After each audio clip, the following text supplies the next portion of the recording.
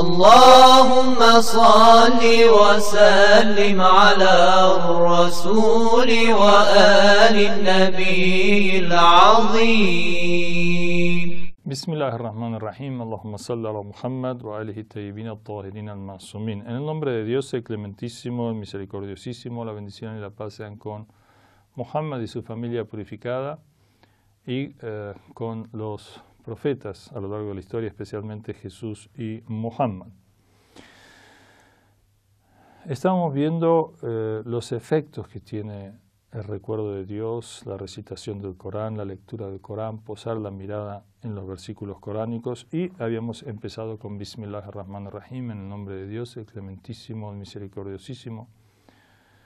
En la oración que rezamos y recitamos el Corán, en la oración diaria 5 veces por día, aquel que intencionalmente no recite el Bismillah en la escuela de Ahlul Bayt, en la escuela Jafari, su salat es anulado. Tiene que decir Bismillahir-Rahmanir-Rahim. No puede quitarlo del capítulo que lee. No todos los musulmanes concuerdan con esto, pero de todas maneras sí concuerdan los musulmanes de la importancia que tiene el Bismillahir-Rahmanir-Rahim. Hay una narración del profeta Moisés que en un momento el profeta Moisés maldice al faraón, pero la maldición de Moisés no es seguida de una aceptación por parte de Dios y un castigo inminente, digamos, o inmediato al faraón. Y Moisés se asombra porque, digamos, le pide a Dios esa maldición por todas las opresiones sufridas, por todos los, digamos, todos los problemas que le hace, y la incredulidad y la negación de sus milagros y la esclavitud del pueblo creyente y la maldad que tiene este faraón. Y pregunta a Moisés a Dios por qué, digamos, no atiende su súplica, que por lo general los profetas su súplica es respondida. Y Dios le responde que el faraón en su palacio, antes de llegar Moisés, había puesto Bismillahir-Rahmanir-Rahim, en el nombre de Dios, el clementísimo, el misericordiosísimo, que es un versículo divino que de alguna manera, digamos, figuraba, antes del Corán, digamos, figuraba de esa forma o parecida. Había puesto el nombre de Dios, el nombre de la misericordia de Dios, o el nombre de Dios solamente. Ahora no recuerdo bien si con el Rahman-Rahim. Pero lo cierto es que tenía en su palacio, saben, el faraón decía que él era Dios. Ana Rabbukul A'la. Yo soy el Dios elevadísimo, decía él. Tenía esos aires y petulencias y delirios, como otros tiranos de la historia. Ahora es más refinado el tema porque nadie dice yo soy Dios, se le reiría a la gente, pero sí de alguna manera se comporta como si fueran Dios. Algunos. Es decir, hacen, castigan, premian, ordenan, prohíben sin tener en cuenta más que sus propios deseos o lo de aquellos que los sostienen en el poder, aunque contradiga el beneficio, la bondad, el bien, la solidaridad de los demás, o que conlleve, digamos, la opresión, el robo, digamos, la injusticia, ¿no? De modo que de alguna manera se postulan como divinidad, ¿no? Como todopoderosos, pero ya no se dice como se decía antes. Ahora, la cuestión es que entonces Dios le responde, tú me invocas el castigo, pero, digamos, su escrito invoca mi misericordia. Y entonces, recién parece que después, en algún momento, el faraón, enojado con esto y, digamos, viendo el peligro de que en su palacio esté el nombre de Dios y la gente, digamos, adore al Dios invisible en lugar de a él visible, digamos, va a sacar eso. Bueno, y finalmente le llegará también al faraón su turno. La cuestión es que entonces Bismillah, la ba, esa es una preposición, bi, que significa en el nombre, con el nombre de Dios. Algunos intérpretes o exégetas dicen que, digamos, con este nombre, con la ayuda de Dios, voy a guiarme, voy a aprender y voy a practicar y voy a a seguir este camino con la ayuda de Dios. Es imposible sin la ayuda de Dios. Cada paso que doy hacia Dios es gracias a Él. Cada paso que estoy vivo es gracias a Él. Cada paso que elijo el bien es gracias a Él. Y Él es el guía y Él es el sostenedor. Y Él es el Qaim. El Qaim quiere decir aquello que todo está sustentado y sujeto y mantenido por Él. Y todo está relacionado con Él y todo está dependiendo de Él. Es el creador, el sostenedor.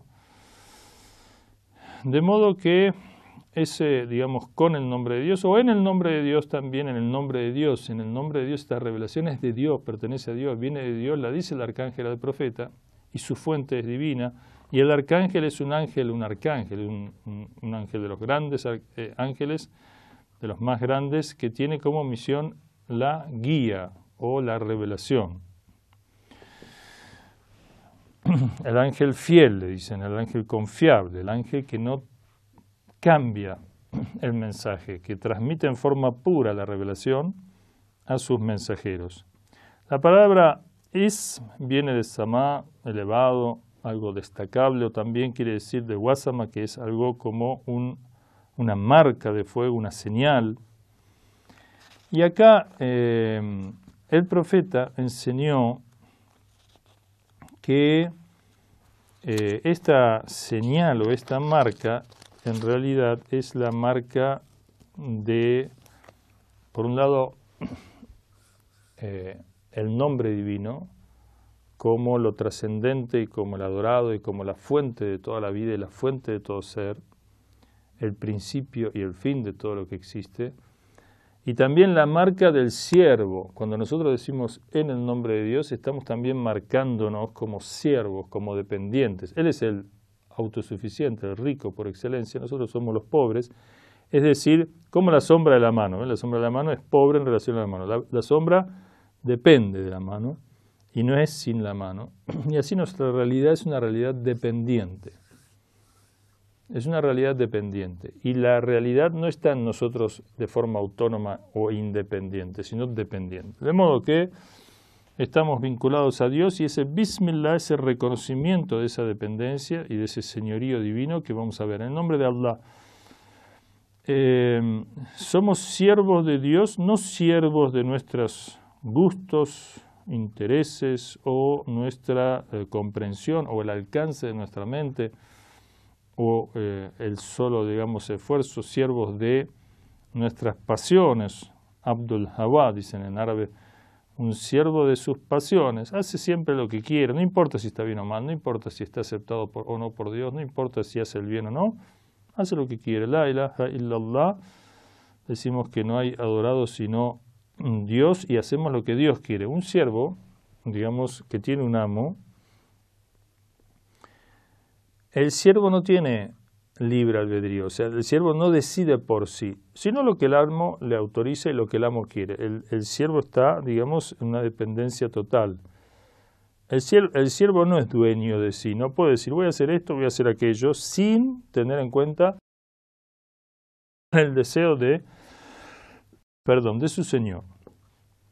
Hay una anécdota de Musa al-Kazim, el séptimo de los imames o de la descendiente de la casa profética, que iba caminando, pasó por una casa grande y escuchó música y escuchó baile, y una mujer sirvienta de esa casa saca en ese momento una basura en una gran mansión, una gran fiesta y un gran jolgorio y una gran, mucho ruido y música y todo. Se veía que ahí estaba habiendo una fiesta, digamos, donde hombres, mujeres, probablemente quizás también bebidas y esto y lo otro, digamos, una cosa desmesurada, digamos. Entonces el imam Kazim le dice a la mujer, ¿el dueño de esta casa es siervo o es señor, amo? Porque en ese entonces existía la esclavitud. Y el Islam siempre abolió la esclavitud. El Islam, Dios jamás aceptó la esclavitud. Dice, no seas siervo, esclavo, en el sentido de esclavo dependiente de otro que de Dios. Puedes servir a alguien, sí, como un contrato. Yo te sirvo, tú me sirves. Yo te sirvo, tú me pagas. Yo te sirvo, tú me das todo lo cual favor y intercambiamos favores. pero yo sirvo, sí te sirvo, te voy a comprar las cosas, te doy de comer, etcétera, te sirvo, y a cambio tú me das refugio, plata, etcétera. Es un contrato, y eso no hay problema. El hombre guarda su dignidad, pero otra cosa es la servidumbre en el sentido del esclavo. El esclavo no era independiente, el esclavo era comprado, el esclavo no tenía voluntad propia, el esclavo no podía hacer sino al permiso del dueño, y además a eso se sumaba, además de esa indignidad de quitarle a alguien su independencia, su dignidad, su libre albedrío, además había un maltrato y un abuso. Entonces lo recargaba, digamos, como sucedió en América Latina, como sucedió en África, como sucedió en Asia, en Europa, etcétera, digamos. La esclavitud, además ya de ser en sí misma algo prohibido por Dios, o sea, esclavizar a alguien está prohibido por Dios, pero existía como institución, digamos, y entonces el profeta y los imames permanentemente liberaban esclavos y exhortaban a la liberación de los esclavos y lo ponían como una de las grandes acciones morales de purificación, de perdón, de acercamiento a Dios, de justicia, de modo que ellos... El Islam tiene una actitud de liberación de los esclavos, como venimos diciendo, pero lo cierto entonces es que el imam Musa al-Kazim le dice, ¿es siervo o es esclavo? Estaba instituida la esclavitud, como dijimos, y era una injusticia propia del sistema social reinante en esa época que, sabemos, el Islam lo fue aboliendo paulatina y gradualmente y exhortando la importancia de esa liberación de los esclavos, y en Occidente tuvo también su fecha en el siglo digamos, 19, de abolición, digamos, legal de la esclavitud. Algunos dicen la esclavitud continúa con otras formas, abusos, etcétera, digamos, y desigualdades, pero bueno. Lo cierto es que el imam Kazim le dice, ¿es siervo o señor el dueño de esta casa? La sirvienta dijo, pero por favor, si él tiene muchos esclavo, digamos, es un señor, es un amo, no es un siervo, él tiene un gran pasar. Entonces el imam le dijo, entiendo, porque si hubiera sido siervo no se comportaría así. Y siguió caminando. Ella volvió y el hombre le dijo, te vi hablando con alguien. ¿Quién era? Dice, era el imam Kazim, o era Musa al-Kazim. El hombre este sabía algo de que Musa al-Kazim era un hombre muy especial, muy sabio, un hombre bendito. Y dijo, ¿qué dijo? Me preguntó si tú eras señor o siervo o esclavo. ¿Y tú qué le dijiste? Que era señor, que tú eres amo. ¿Y qué dijo? Dijo que, entiendo, si hubiera sido siervo no se comportaría así. Dice que el hombre se estremeció y salió corriendo, estaba descalzo, salió corriendo descalzo detrás del imam hasta alcanzarlo. Y se arrodilló allí y dijo, perdón, estoy mal, estoy actuando mal. Se lo conoce como un gran místico, después fue un gran místico, un gran asceta, un gran creyente, y se lo conoce como el hombre descalzo, digamos. Hafi, creo que se dice en árabe, Hafi. Y muestra, digamos, esta condición entonces de que uno diciendo Bismillahirrahmanirrahim hay un reconocimiento del señorío de Dios y de mi condición de siervo ante Él. Muy bien.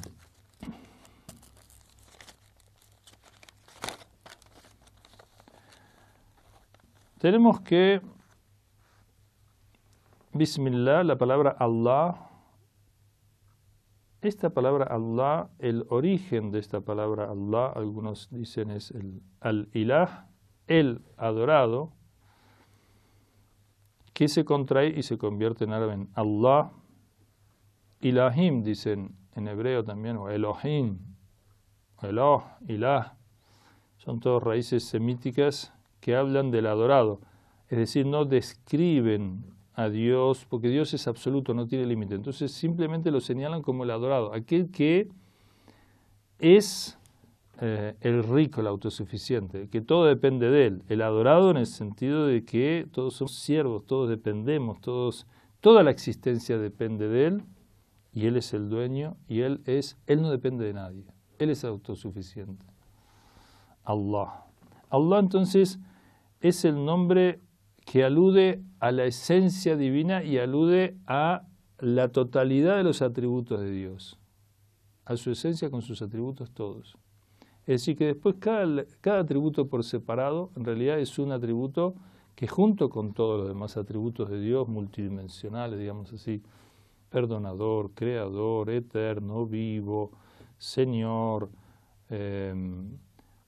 único, que da la vida, que da la muerte, etcétera, etcétera, todos los atributos divinos, todos atributos de perfección están de alguna manera incluidos. Este Allah es extraordinario, digamos. Allah es el nombre con el que Dios se revela su esencia, que no lo describe, como dijimos, o sea, no dice, por ejemplo, la luz, que la luz, bueno, es algo descriptivo. Dios, dicen, según algunas fuentes, vendría de Zeus, y tiene que ver con una connotación de iluminación.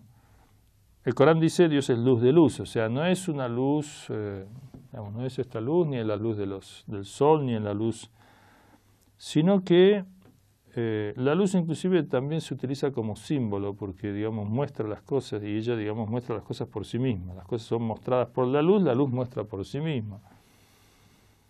Pero obviamente la luz material no es Dios no es luz en el sentido material, Dios no es material, Dios no ocupa lugar, no ocupa tiempo, no es divisible, etcétera, no tiene las limitaciones de la materia, es sapientísimo, es todopoderosísimo, y como dijimos, tiene todos los nombres de perfección.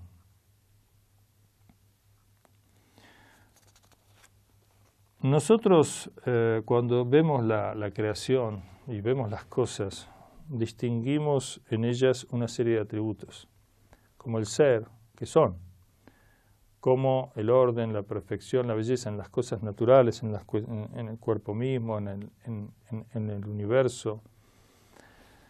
De alguna manera vemos los signos de Dios en ello.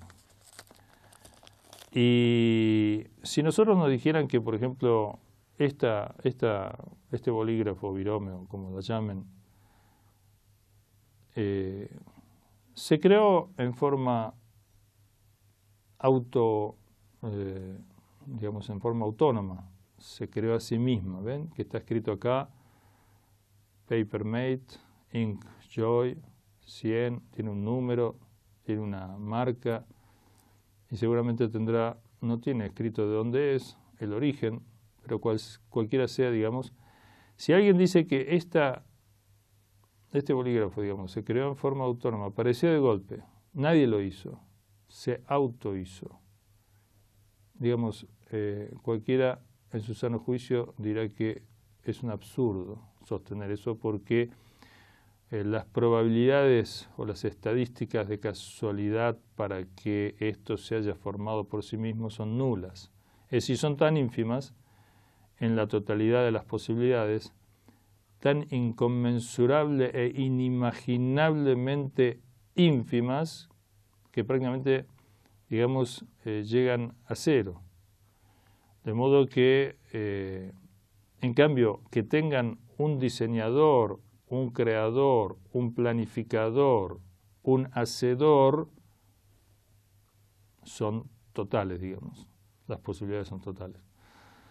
Entonces aceptamos que esta virome, decimos de dónde es, quién la hizo, etc. Y decimos que es buena, que es mala, digamos. ¿Cuánta sabiduría, cuánta capacidad hay puesta en ella? ¿Cuánta belleza? ¿El diseño es bello o no? ¿El colorido es lindo o no? La verdad que es bastante linda. Entonces, y bastante efectiva, le digo, le escribe bastante bien.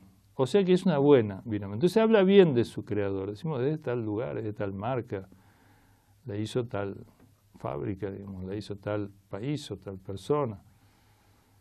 De modo que habla de su creador también. Ahora, ¿cómo puede ser que todos coincidamos en la hechura o en la creación de este bolígrafo? Lo cual no requiere demasiada argumentación, ¿no es cierto?, y demasiada pérdida de tiempo para mostrar que efectivamente tiene un planificador y tiene un creador.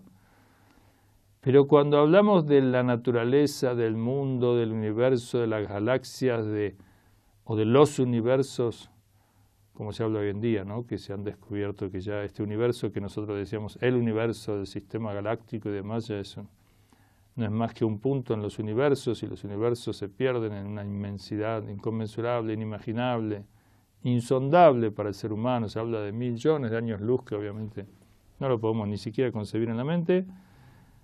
No tiene dueño, se hizo una cosa que pequeña como esta no puede ser casual, pero la totalidad de la existencia es casual. El ser humano es casual, el ojo es casual. El principio de la sabiduría, decía Platón, es el asombro. El asombro es detenerse ante una cosa y meditar en ella y analizar sus cualidades, sus atributos y inferir, digamos, o conocer a través de ello a su creador. Todo esto está, digamos, inmerso en este versículo Bismillahirrahmanirrahim, que inshallah después vamos a seguir viendo. Wassalamu alaikum wa rahmatullahi wa barakatuh. Fátima TV es un grupo multinacional dedicado a la producción de contenidos basados en enseñanzas religiosas, así como también en temas culturales, morales, sociales, históricos, estilo de vida, familia, educación de los hijos, psicología y filosofía. Estos contenidos se publican en formato de videos, audios, fotografías, revistas y libros electrónicos.